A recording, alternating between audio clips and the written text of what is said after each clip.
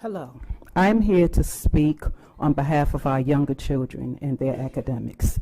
This book, It Feels Good to Be Yourself, which has an oxymoronic title based on its content, can be found in 26 elementary schools.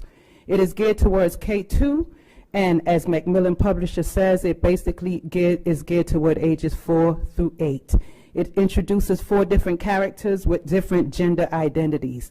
It makes it seem as if gender is an imaginary concept that can be changed on a whim, when the truth is gender is factual. You're either a boy or a girl.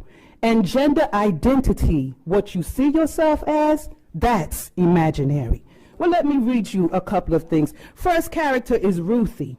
She's a transgender girl. That means when she was born, everyone thought she was a boy until she grew a little older, old enough to tell everyone that she's actually a girl. Then there's her brother, Xavier.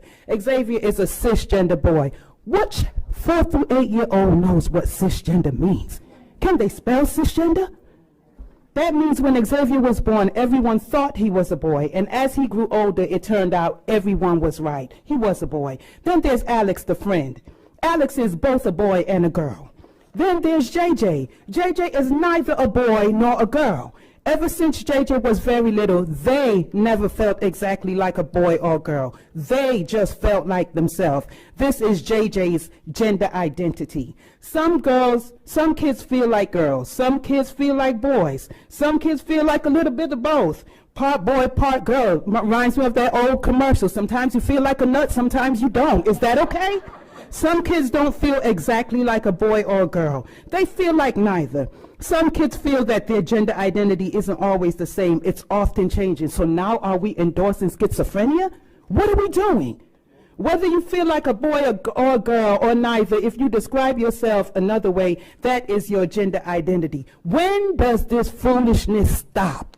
When you shroud lunacy, insanity, or fallacy in colorful words and pictures to be read to young children, you have created an unsafe environment, since we're talking about safe environment, right? Where does it stop? At this tender age, our children should be learning their ABCs and 1, 2, 3s. Who authorized this? Who told you that you are God? Who gave you permission to tell our children who they are and who they're supposed to be? This is intentional and evil at its core. Get back to what you were elected to do and formally educate our children, not indoctrinate them with left-wing ideologies under the guise of providing a safe and welcoming space. Hear us clearly. We will not surrender our children. Leave our children alone. This woman, this mother, is just speaking common sense. It's unbelievable to me that she even has to stand before a microphone and say that. I love when she said, what 4-year-old even knows what cisgender is? Children don't understand this stuff. Children are so impressionable. You put anything in their face, they want to be that. They want to do that. That's why they believe in Santa Claus. That's why they think they can be Superman. That's why they think they can fly. That's why they think the floor is lava when you play games with them. Children are impressionable. They have imaginations. And so to imagine that you could be another gender, that's cool for a young child. That doesn't mean you should go chemically castrate them and cut off their private parts.